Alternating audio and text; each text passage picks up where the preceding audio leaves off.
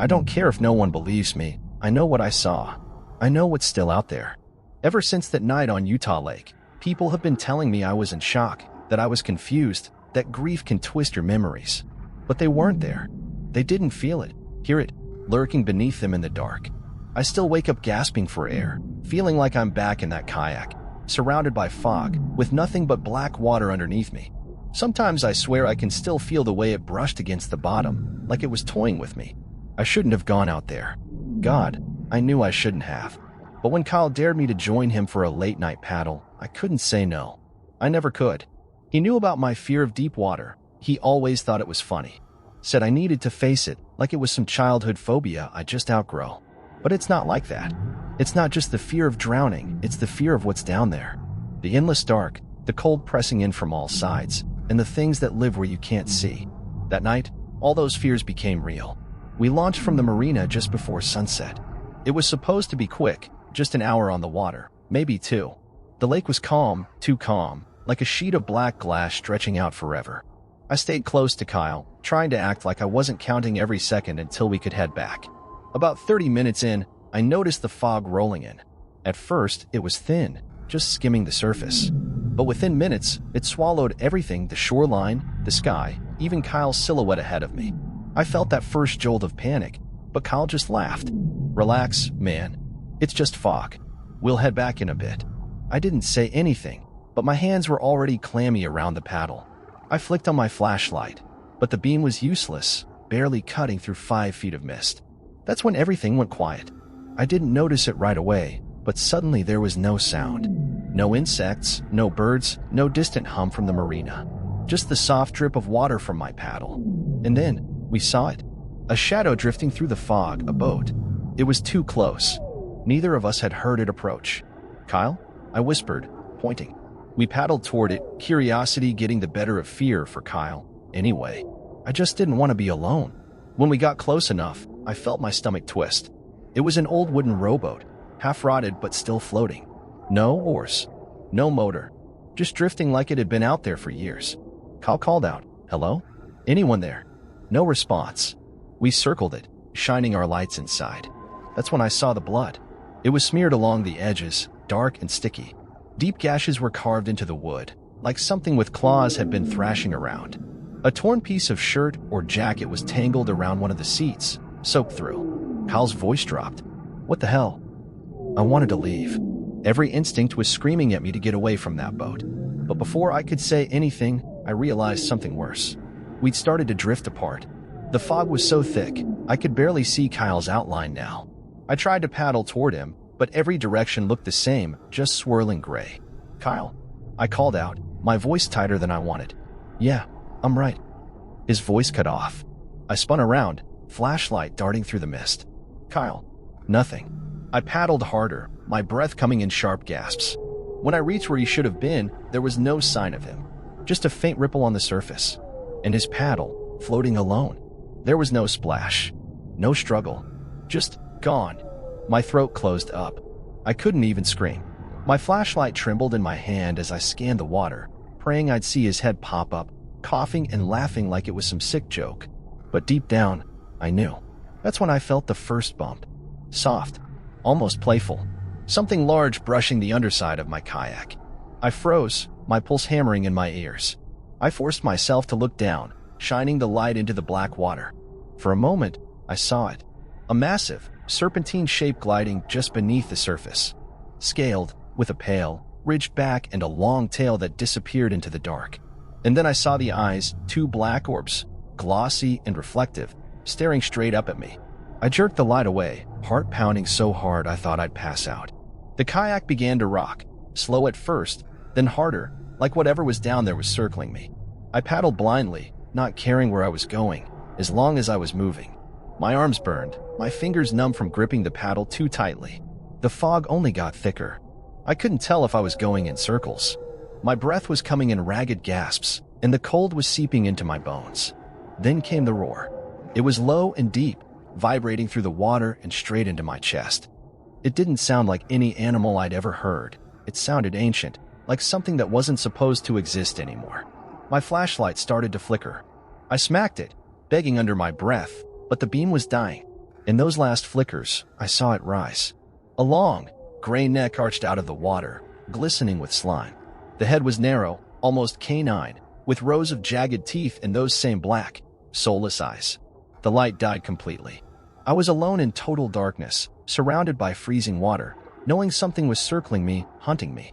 I don't know how long I sat there, paralyzed with fear. Every time I shifted, I felt the kayak sway dangerously, like it was being nudged from below. At some point, I stopped paddling. There was nowhere to go.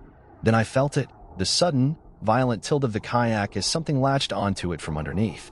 The cold hit me like a punch as water poured over the side.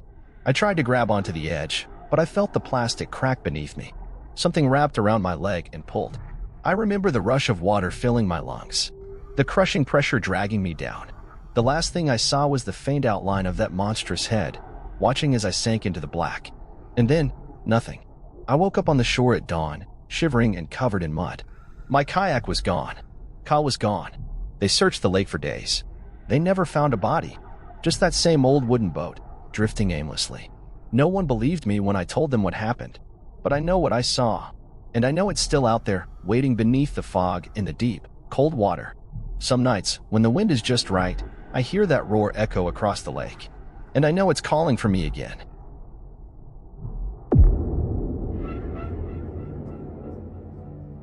I like to hike alone. Always have. There's something about being out in the middle of nowhere that clears my head.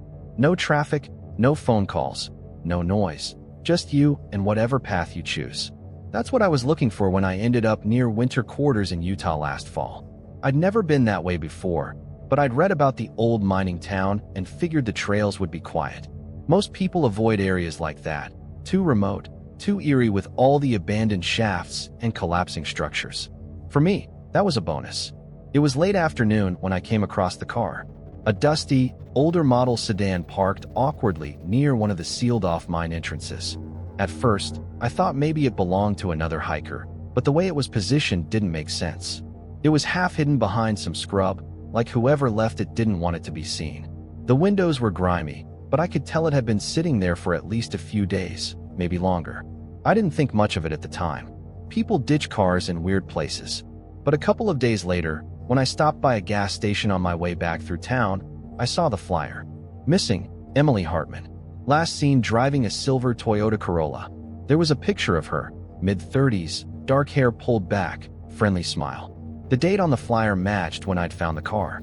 I didn't even have to check the details. I knew it was the same vehicle. I told the clerk about it, asked if anyone had reported seeing her car near the mines. He just shrugged and said, "Cops don't bother much with that area. Too dangerous. If she went in there, well, she's probably not coming out." That stuck with me. I couldn't shake it. The idea that everyone just accepted that someone could disappear out there and no one would even look. So the next morning, I drove back. It was early, sun barely over the hills, when I parked near where I'd seen her car. Sure enough, it was still there, exactly where I remembered. No police tape, no sign anyone had checked it out. The mine entrance nearby was partially collapsed, but still open enough for someone to squeeze through if they wanted to. I don't know what I was thinking. I wasn't some trained search and rescue guy. But something about it felt wrong. Like if I didn't at least check, no one would. So I grabbed my flashlight, a spare battery, and slipped inside. The temperature dropped instantly. That heavy, suffocating cold you only feel underground. The beam of my flashlight barely cut through the darkness, and every step echoed like a warning. At first, it was what I expected. Old timber supports, rusted tracks from mining carts, debris scattered everywhere. But about 50 yards in, I found something that made my stomach tighten. A scarf, tangled around a splintered beam. It was dirty and torn, but it looked recent, not something that had been decaying for decades like everything else down there. I should have turned around right then, but I didn't. I kept going, calling out softly, "Emily, are you in here?" My voice sounded pathetic in that vast emptiness. But then, I heard something. A faint shuffling ahead, like someone moving carefully over loose rock. I called out again, a little louder this time. "Hey, I'm here to help." Silence. Then another sound, this time behind me. I spun around, my flashlight darting through the dark, landing on nothing but jagged walls and shadows. My pulse started to race. Maybe it was just echoes. Mines do that, right? Play tricks on your ears. I kept walking, deeper into the tunnels, marking my path with little pieces of broken wood so I could find my way back.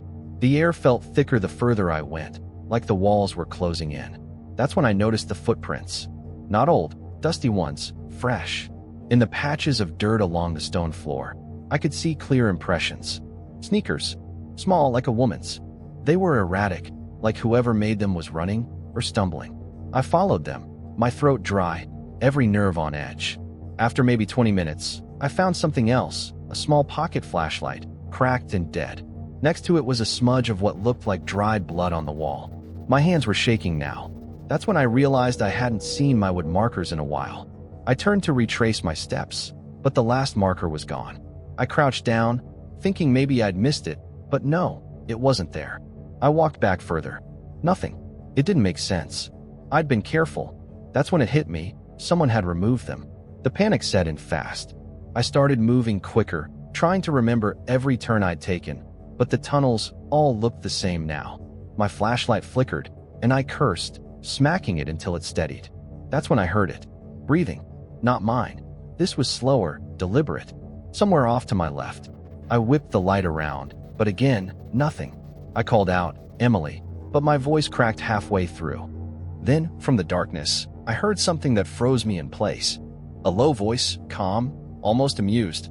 "You shouldn't be here." I didn't wait. I ran. Blindly, recklessly, my flashlight bouncing wildly.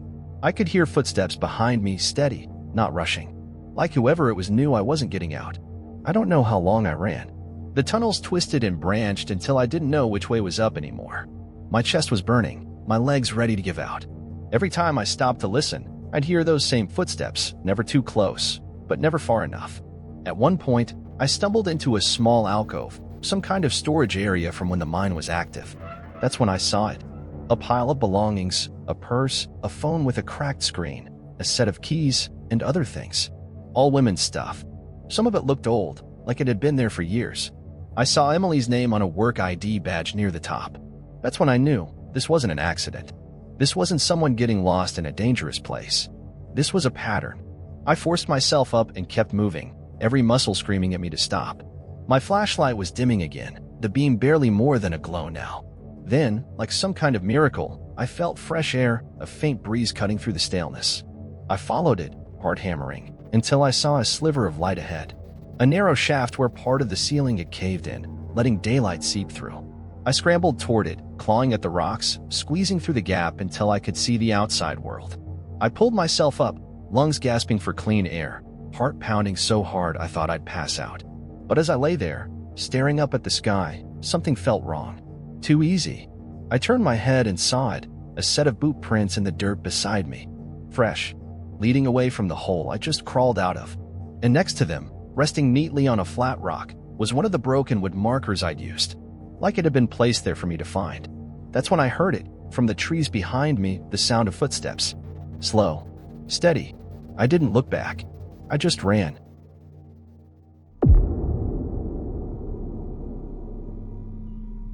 I've stayed in a lot of hotels for work, but I'll never forget the night I spent at the Ben Lomond in Ogden, Utah. It wasn't supposed to be anything special, just another stopover on a long drive. I didn't even know about the hotel's history when I booked it. All I saw was an old building with decent rates and decent reviews. The guy at the front desk didn't mention anything when I checked in either. He barely looked at me, just slid over the keycard with a mumbled, "Room 1102. I didn't think twice about it.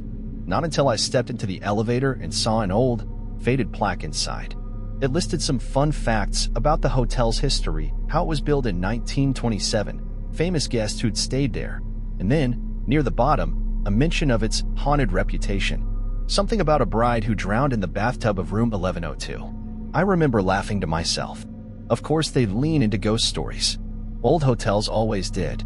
But when I got to the room, that little laugh died in my throat. The place felt wrong the second I walked in. Not in a supernatural way, more like I was intruding. The air was heavy, stale despite the humming of an old vent. The furniture was antique, but not in a charming way. More like it hadn't been touched in years. I tossed my bag on the bed and went to check out the bathroom, curiosity getting the better of me. The tub was one of those deep, old-fashioned closet ones. It was spotless, almost too clean compared to the rest of the room. I shook off the chill creeping up my spine and told myself I was being stupid. That night, I struggled to sleep. Around 2 a.m., I woke up to the sound of running water. I sat up, heart pounding, listening. The sound was definitely coming from the bathroom. I got up, half expecting to see a leaking faucet. But when I opened the door, my stomach dropped. The bathtub was filling on its own, both taps wide open, steaming water pouring in. I hadn't touched them. I quickly shut them off, trying to rationalize it. Faulty plumbing, maybe. Old pipes. But the hairs on the back of my neck wouldn't settle. I dried off the edges of the tub, double-checked the knobs, and went back to bed. An hour later, the sound woke me again. This time, the tub was almost full. I stood there, staring at it, feeling something I couldn't explain, like the room was watching me. That's when I noticed something worse. There were wet footprints on the bathroom floor. Small, bare feet, leading from the tub toward the door, and then stopping. I didn't move for a long time. Eventually, I convinced myself that I must have tracked water in when I checked the tub earlier, even though I knew that wasn't true. I was done. I grabbed my bag, deciding I'd sleep in my car if I had to. But when I tried to leave, the door wouldn't open. The handle turned, but the door felt bolted from the outside. I started to panic, jiggling the handle harder, even pounding on the door. No answer. No sounds from the hallway. It was like the hotel was deserted. That's when I heard something behind me, a faint creak from the bathroom. I turned slowly, every instinct telling me not to. The bathroom door was open again. I know I'd left it closed. And there was light coming from inside, a dim, yellow glow that wasn't there before. I backed away, looking for my phone, but it was gone. So was my bag. My breathing got shallow as I edged toward the bathroom, telling myself I needed to face whatever was happening or find another way out. That's when I saw it. One of the wall panels near the sink was ajar. It wasn't a cabinet. It was a doorway. Against every ounce of common sense, I pulled it open. A narrow passage stretched into darkness, barely wide enough for a person to squeeze through. The walls were lined with old pipes and crumbling plaster. But what made my blood run cold was what I saw tucked into the corner: a filthy mattress, a pile of blankets, and dozens of newspaper clippings plastered to the wall. They were all about the Ben Lomond Hotel, about missing guests, about the drowned bride. And in the center, there was a photo, a grainy black and white picture of a man in a hotel uniform. His eyes were scratched out. I heard movement in the passageway. Slow, deliberate steps. I slammed the panel shut and stumbled back into the room, heart ready to burst. Before I could react, something grabbed me from behind. An arm locked around my throat, dragging me toward the bathroom. I fought, kicked, clawed at the hand, but whoever it was had been waiting for this moment. Waiting for me. I was shoved into the tub, now full of ice-cold water. I thrashed as my head was forced under, the water filling my nose, my lungs burning. I caught a glimpse of his face, pale, hollow-eyed, whispering something over and over. I couldn't make it out through the muffled rush of water and panic. My vision blurred. My limbs got heavier. The last thing I remember was his voice, calm and certain. "It has to be you. She'll be free this time." Then everything went black.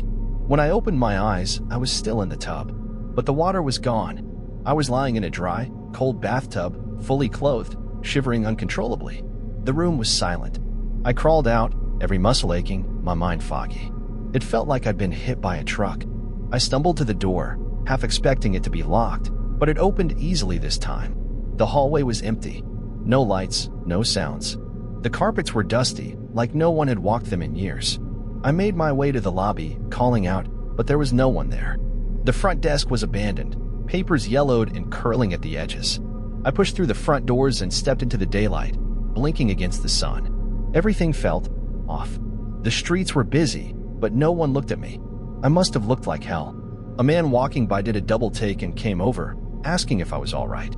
I told him I'd just come out of the Ben Lomond Hotel. He frowned, glancing back at the building. That place has been shut down for days. Police were looking for someone who went missing there. I asked what day it was. When he told me, my stomach dropped. I'd been in that room for 5 days. I don't remember what I said after that. I just walked away, shaking, trying to make sense of it. Later, when I checked my pockets, I found the room key still there, 1102, along with something else. A single, wet footprint on the back of my shirt. I don't know how I survived. I don't know if I was spared, or if whatever happened to me is still happening. But I do know one thing. I'll never set foot in a hotel like that again.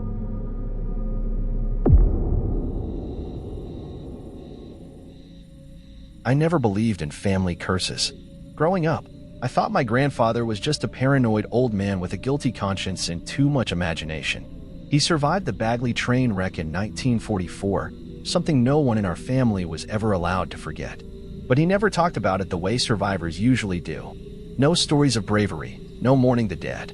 Instead, he kept a journal full of strange drawings, cryptic notes, and ramblings about things beneath the water and the lake's hunger. When he died, I skimmed through that journal, shook my head, and tucked it away, figuring trauma had rotted his mind. I didn't start believing until last month, when I found the ticket.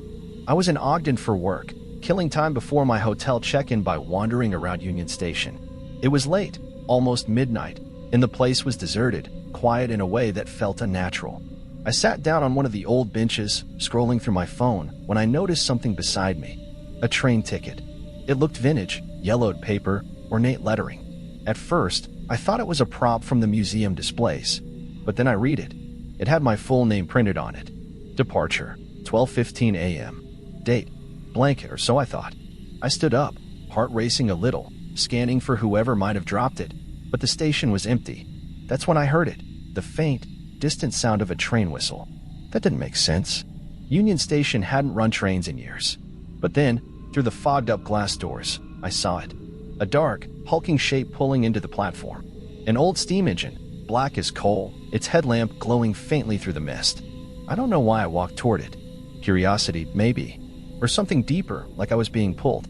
I stepped onto the platform, ticket in hand, as the doors of a single-passenger car creaked open. No conductor. No announcements. I should have run, but my legs moved on their own. The interior was like stepping into a time capsule, polished wood, velvet seats, brass fixtures. It smelled faintly of salt water and decay. I walked down the aisle. Every seat was empty. Before I could turn back, the doors slammed shut behind me, and the train lurched forward. Panic set in fast. I tried every door, every window, but nothing budged. My phone had no signal, just static on the screen. Minutes turned into hours. The windows showed nothing but endless fog, then dark stretches of what looked like swampland, waterlogged trees, rippling black water, strange shapes moving beneath the surface. I finally forced open the door connecting to the next car, hoping to find someone, anyone. But every car was the same, empty. Desperation drove me toward the front of the train. I had to find the driver, make him stop. When I reached the engine car, I hesitated. The door was slightly ajar, a faint sloshing sound coming from within. I pushed it open. The man at the controls wore a tattered conductor's uniform, but his posture was stiff, unnatural. And wrapped around his head was a massive, pale creature, like a grotesque shrimp, its legs gripping his skull, tendrils pulsing rhythmically around his neck and jaw. I froze, while rising in my throat. The creature twitched, and the conductor's head turned slightly toward me. From beneath the slimy mass, a voice gurgled out, wet, distorted, like it was being filtered through a drain pipe. The lake never forgets its own. The thing's tendrils flexed, and I felt something shift in the air, like the pressure of deep water pressing in on all sides. I didn't think. I ran. I barreled through the cars, heart pounding in my ears, as the windows darkened completely, leaving me trapped in a metal coffin speeding through nowhere. That's when I saw the side door. It was cracked open, just enough. I didn't hesitate. I grabbed the handle and jumped. The impact knocked the wind out of me. Pain shot through my leg as I rolled through mud and rocks, finally coming to a stop in freezing, knee-deep water. When I looked up, the train was gone. No sound, no lights, just thick fog and the endless stretch of swamp. I tried to stand, but my ankle was wrecked. Every step sent waves of pain shooting up my leg.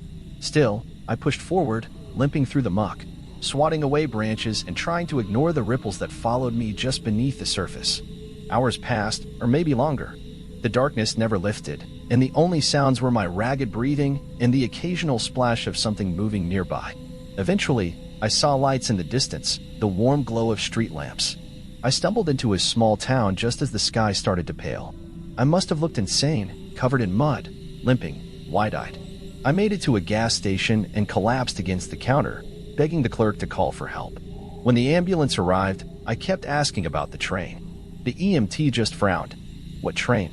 Nothing runs out here anymore, especially not at night. At the hospital, after they patched me up, I pulled the ticket from my pocket, desperate to prove I wasn't crazy.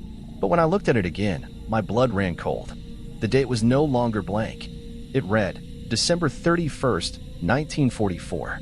The day of the Bagley train wreck. I didn't sleep that night. Or the next. They discharged me 2 days later. I left town as fast as I could, but I haven't been able to shake the feeling that I never really got away. Sometimes, late at night, I hear a distant train whistle, even when I'm miles from any tracks. And last night, as I washed my face, I noticed something in the mirror, a faint, red mark along my jawline. When I touched it, I could have sworn I felt something twitch beneath my skin. Like tiny legs. Like it was still holding on.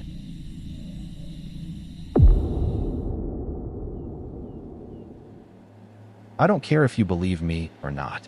I just need to get this out before it's too late. I've barely slept in days. Every time I close my eyes, I see that flash of yellow, standing in the dark, closer than before. I can feel him watching me, even now.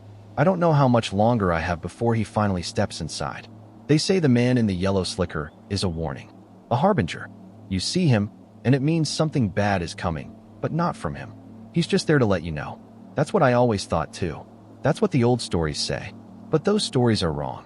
Because he doesn't just show up before death. Sometimes he waits. I hadn't thought about those legends in years.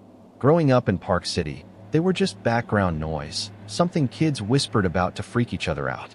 A ghost in a yellow raincoat who haunted the hills and mines. Some said he was murdered, others said he was protecting people. No one really knew. But 3 weeks ago, I learned the truth. It was Connor's idea, like always. He was the type who needed a thrill to feel alive. The kind of guy who thought fear was just a challenge to be conquered. When he found an old, unsealed entrance to one of the abandoned mines outside town, he couldn't resist dragging me along. I should have said no. I should have told him where to shove it. But I didn't want to look like a coward, not in front of him. So I followed him into that hole in the ground just as the sun started to dip behind the mountains. I remember how fast the light disappeared once we were inside. The temperature dropped, too. The kind of cold that sinks into your bones and doesn't let go. Connor was excited, joking about finding old tools or maybe even lost silver. I just wanted to get back out. About 20 minutes in, we hit a split in the tunnel. One path caved in, the other stretching into blackness. That's when I saw him. At first, it was just a shape, a blur of color where there shouldn't have been any. I raised my flashlight, and the beam caught the edge of a yellow slicker, stained and hanging loosely off a tall, thin frame. He was standing perfectly still, deep in the tunnel, like he'd been waiting for us. I couldn't see his face. I couldn't even tell if he had won. It was like the darkness around his head was thicker, refusing to let the light through. I stopped walking. My throat went dry. "Connor," I whispered, grabbing his sleeve. He followed my gaze, squinting into the shadows. And then he laughed. "Dude, someone's screwing with us. Probably another explorer." I shook my head. There was no way. We hadn't passed a single car at the trailhead. No footprints but ours. Before I could say anything, Connor shouted, "Hey, you good, man? Need a map?" The figure didn't move. Didn't react at all. That's when I knew this wasn't some lost hiker. I told Connor we should turn back. Now. But he just grinned and walked forward, flashlight bouncing with every step. I stood there, heart pounding, watching him disappear deeper into the tunnel. I wanted to call him back, but my voice wouldn't work. A minute passed. Then 2. His light vanished around a corner. I waited and waited. "Connor," I finally called out, my voice echoing too loud in the silence. No answer. I forced myself a few steps forward, every instinct screaming at me to run the other way. That's when both our flashlights died. Instantly.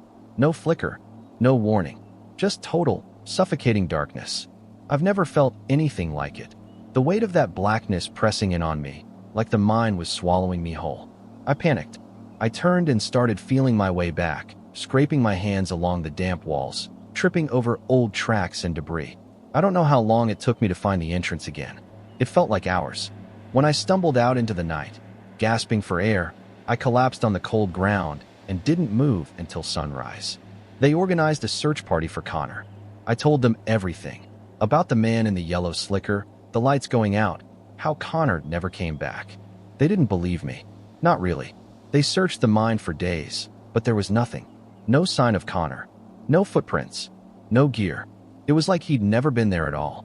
I tried to convince myself it was over. But that's when he started showing up.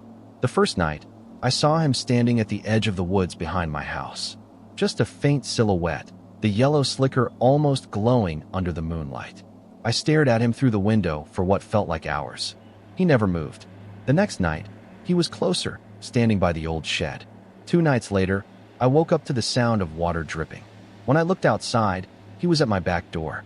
That's when I stopped sleeping. I tried everything, leaving town, staying at a friend's place, even booking a hotel miles away. But he always found me. I'd glance out a window or into a dark corner of a parking lot, and there he'd be motionless, faceless, waiting. At first, I thought maybe he was still warning me, that something else was coming. But now I know better. He's not here to warn me. He's here to finish what he started in that mine. Right now, I'm sitting in my living room, writing this because I know I won't get another chance. I've locked every door, every window, but it won't matter. I can hear him inside the house now. That steady drip of water, closer than before. I know if I turn around, I'll see him standing in the doorway. The lights are starting to flicker. It's the same darkness from the mine, crawling toward me, swallowing the edges of the room. People always say seeing the man in the yellow slicker gives you a chance to escape. But they never tell you what happens when you're the last one left, and he keeps coming. I don't think he's just a ghost. I think he's looking for something or someone to take back down into those tunnels. And tonight, it's me. If anyone finds this, don't bother looking for me. Just stay away from the mines. And if you ever see a flash of yellow in the dark, run. Because once he sees you, he doesn't stop. Not until you're gone too.